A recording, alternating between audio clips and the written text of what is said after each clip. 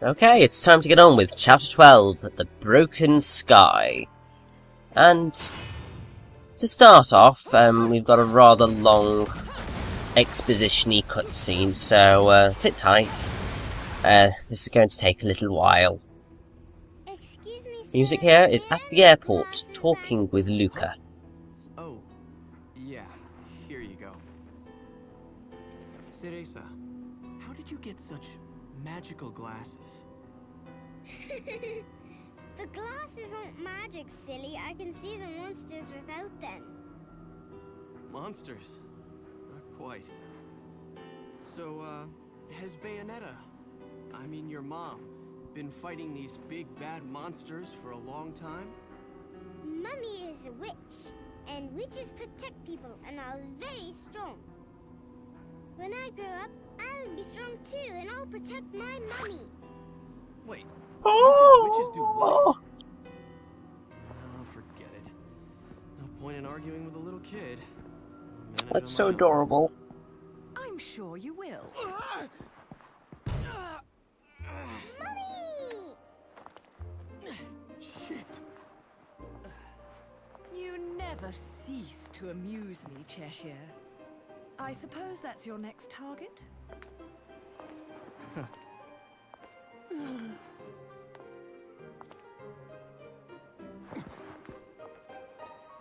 This is yours, little one. You didn't cry while I was gone, did you? Nope. Good.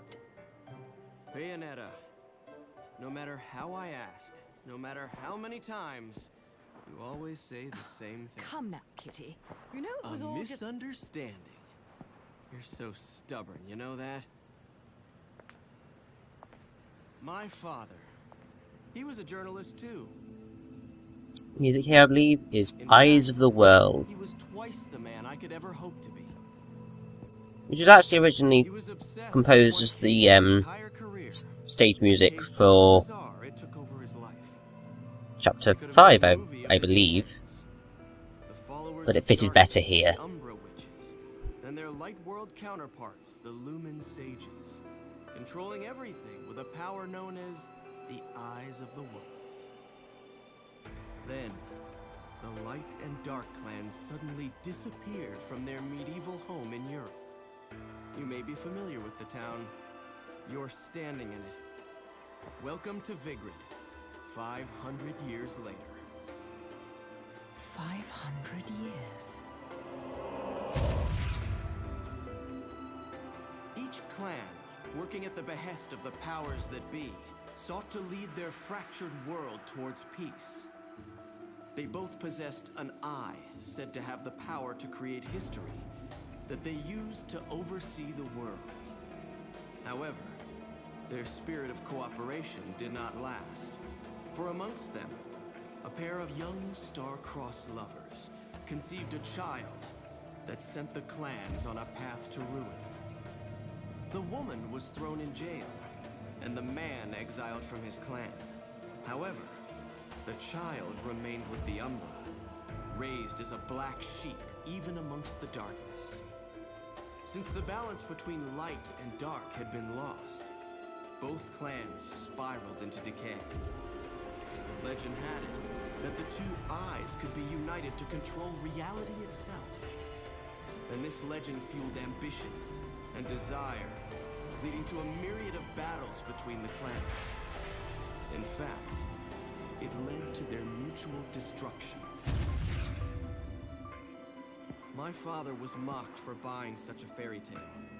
However, I believed his story, and I believe it more than ever now that I've found you. The memory of the clan lingers on, despite the passing of 500 years. What on earth was my father searching for? And why did he have to die for it? I have to discover the truth with my own eyes. That's why I haven't given up my chase for it. Or you. Music here is at the airport, The talking head with of Luca Ithaval, B. the multinational that dominates Vigrid, recently tried to sell an enormous gemstone on the black market. If he isn't selling out in the open, it means we're going to have to acquire it by other means. And that starts by sneaking onto that jet.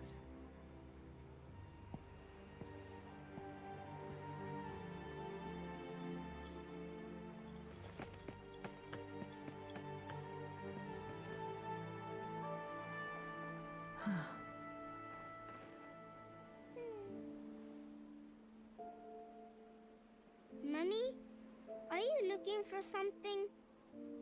I am. How did you lose it? Little one, do you have anything you really like? Something really important to you?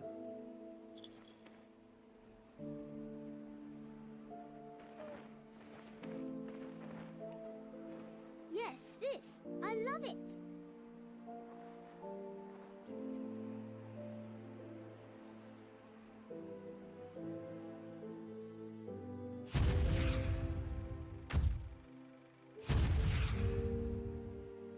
Where did you get this? You gave it to me, Mummy, for my birthday.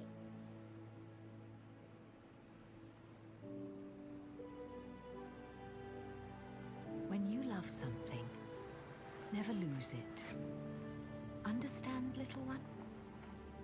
You must keep it safe, close to your heart.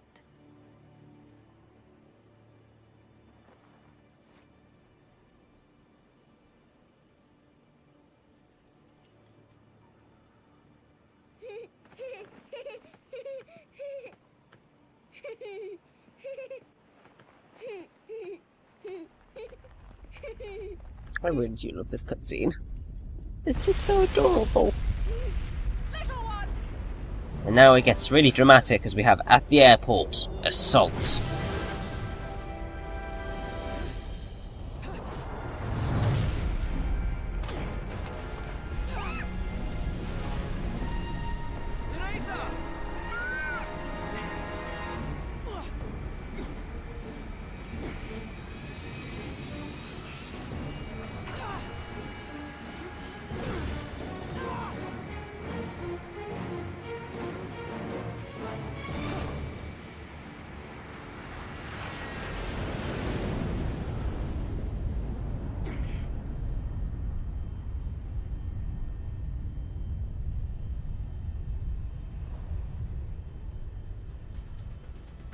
And so begins Chapter 12. Music here is Giant Military Transport Valkyria. Although, as you can see, the name of this ship is actually Valkyrie, but I like to think the title sounds a little bit better with the Valkyria. Now, obviously, we've got these white dweebs attacking us, so I think it's pretty safe to say that Jean's here. But first we need to murder some angels.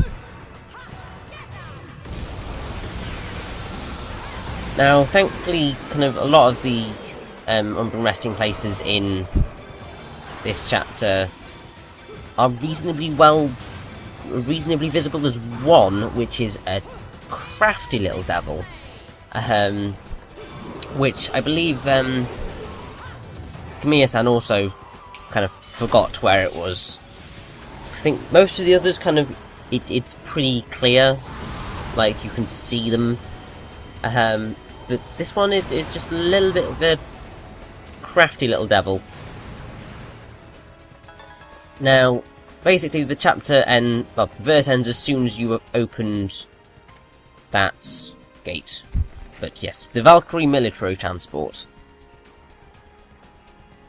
Unfittingly for a city of its small size, Vigrid plays host to a large military airbase. The roar of takeoff and landings that engulf the city are not that of passenger planes, but of incredibly large military transport jets known as Valkyries. I've been aboard of American military transports many times in an official capacity, and have seen many of the finest jets up close. However, none compares to even a distant view of a Valkyrie. The size difference is clearly evident, like the difference in size between a crow and an eagle. To think that something that large could fly in the sky is something that I still cannot believe, despite seeing it with my own eyes. Of course, there is no doubt that the cargo it carries is quite dangerous, so seeing the plane's huge mass literally drop onto the runway during landings causes me to feel a deep anxiety, as if the weight of the plane were literally landing on my shoulders. It leads one to wonder what the authorities are bringing into this little principality, with all the extreme security they have in place, for it has long since cut most ties with the outside world and has raised itself with its own unique culture. Perhaps it is this influence that led to the Valkyrie's equally unique design. At a glance one can see the deep religious influence in its design, or perhaps that view is simply our deference to a plane born of technology so different from our own that we simply nod our heads in astonishment at the miracle of flight.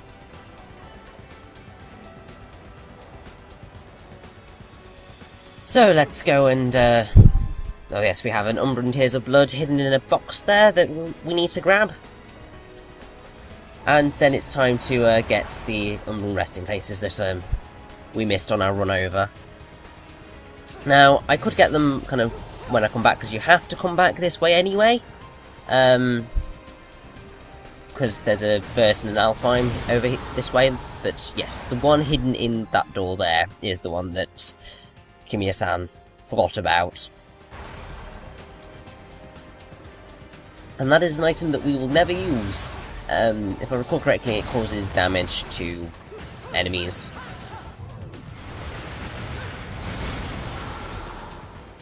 But yeah, they hid so much in this opening area, it's ridiculous.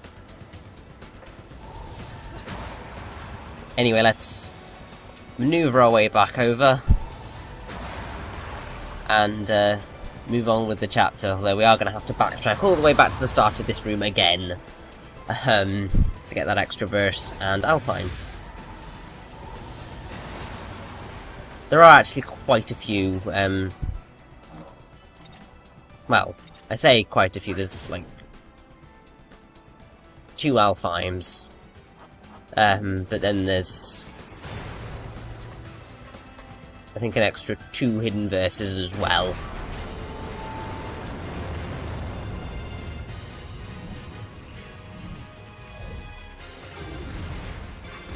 Do you remember this song from right back at the start with the prologue? Blooming heck, it's been a while. Now do be careful with jumping up these, because you can get hit by them if you land on the platform before you should do, so just watch out.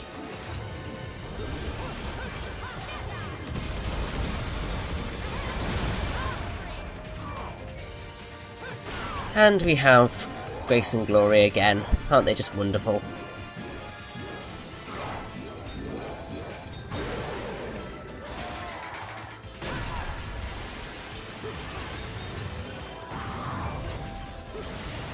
Now it's pretty much that we can go and get the extra verse and Alfheim as soon as we're done with this verse. It's quite a short chapter, really.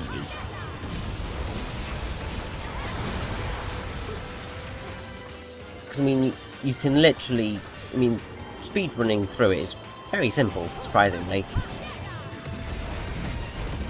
Because all you've got is verse before, which you can literally just run to the end of the corridor and beat it. You've got this one, which doesn't take that long. And then you've only got another 3 verses.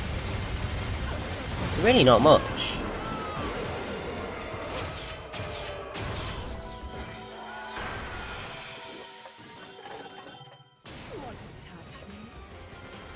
Anyway, it looks like we have another Antonio's notes hidden all the way up here, so I think we should be grabbing that.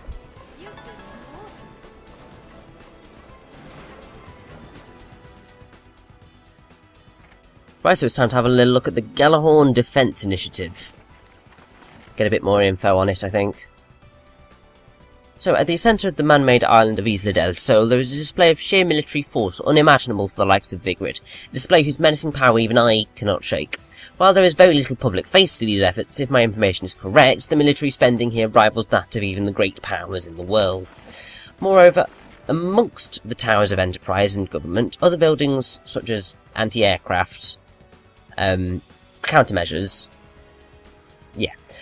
these buildings are a strategic defence initiative known as the Gjallarhorns, are equipped with a battery of anti-aircraft SAM missiles and have been placed in 4 corners of the island. What in the world would cause a small place like this to install such dramatic defences? There is also a word that the Americans are involved in the armament and expansion of the military complex here. It is said that the Ithervolt group is undertaking some sort of next-generation energy research and thus has traded rights for this technology for added force of arms. It is not a wholly unbelievable story. Seeing all of the military takeoffs and landings here in Vigrid, I don't want to think their destination is actually the place I call home.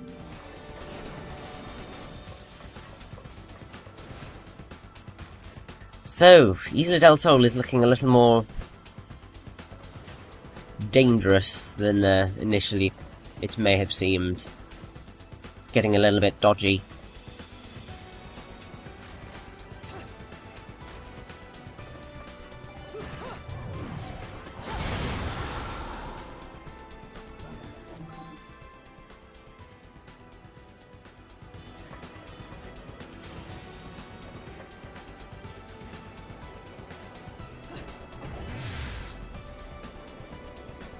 Right, so now that we are doing some backtracking, I guess it's time to do a little discussion on concept design. The main concept designer in Bayonetta was Yumi Nakamura, and basically she did a hell of a lot. I mean, she designed the resting places, and I think it's quite nice that there is the backstory and relevance to them. So basically you have the whole thing of counterweight on top of the grave, steal them, and it's just quite cool. And even though kind of they're destroyed within seconds, you still get to, it's still quite satisfying to design them. And then also with the chapter start screens, I think that's the big thing that I think she was quite proud of. Or at least very particular on. It's basically, it looks like a board game piece with the Bayonetta tumbler doll on top, and it's quite cool. And basically, as you clear each chapter, objects appear on the map that are based on the same models that actually appear in the stages. But one of the background designers, Sato-san, turned the models into toys. So that when they showed up on the map, they work, which is really cool. And I think at one point she actually made physical versions of the tumbler dolls. Not all of them, but there's definitely a real existing version of the Bayonetta tumbler doll out there, which is brilliant.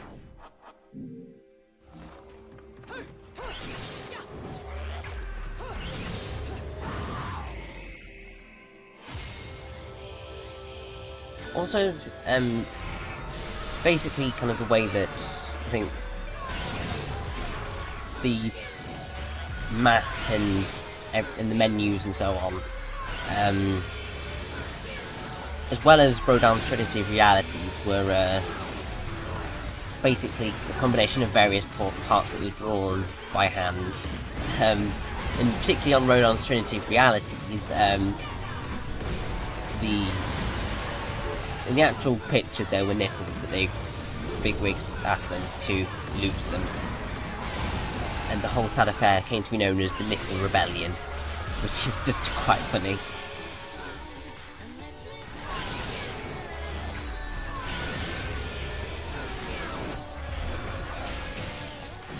I should also point out, kind of, not really covered it, kind of the reason why Bayonetta is female. Because it's something that kind of you can kind of take for granted, but you don't really see that many female characters in video games. It's certainly becoming more common, but you don't really have that many kind of big female protagonists. I mean, the go-to ones are Lara Croft and Samus.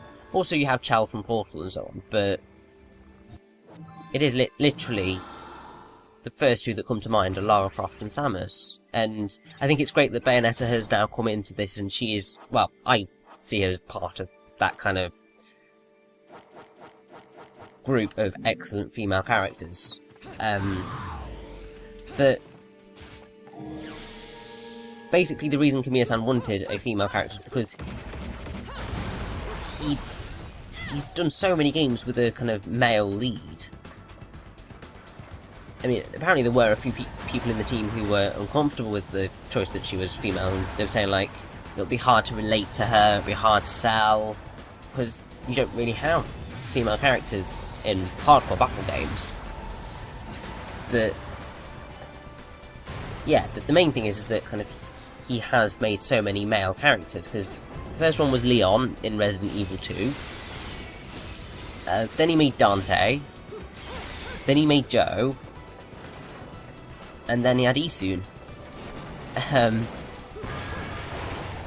In Okami, I mean, I know Ami was the main playable character, but Ami's a wolf. Isun's kind of the one who has the mouth and speaks more. So, and also apparently Isun is probably the character with the largest number of lines that Kamiya-san has ever written for a character. So he's had a long kind of run of male characters, and he wanted a female character, and I think it works kind of really well.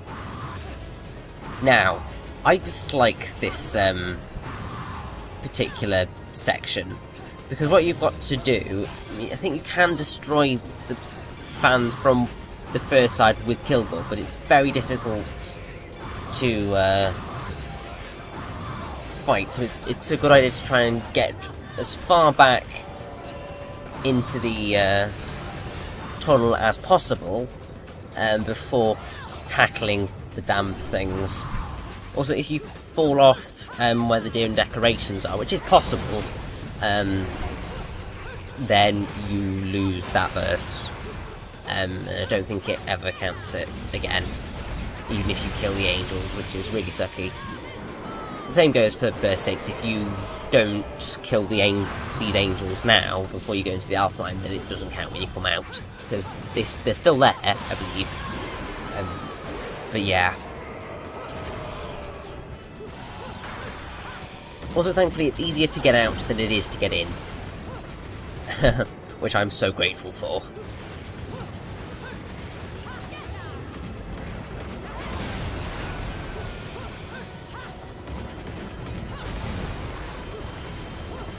Annoyingly, this angel decided he was going to take his time in trying to get over, so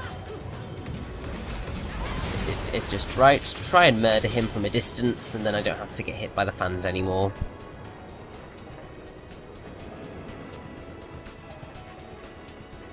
But yeah, as you can see,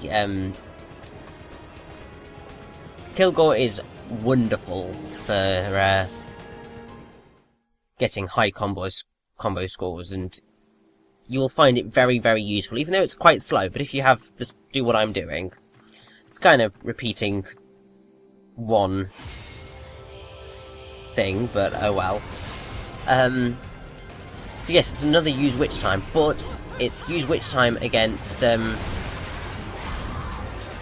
golem, so it's a bit more difficult.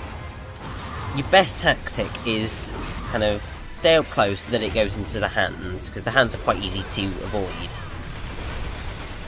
And then you jump and attack it, and you can get through it quite quickly that way.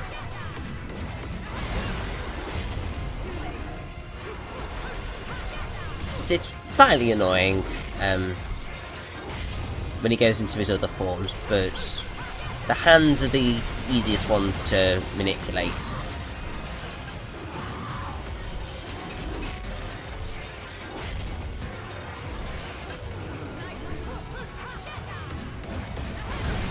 Also, fighting a golem with Gaze of Despair on is probably not the smartest decision I've ever made, because golems are quite vicious.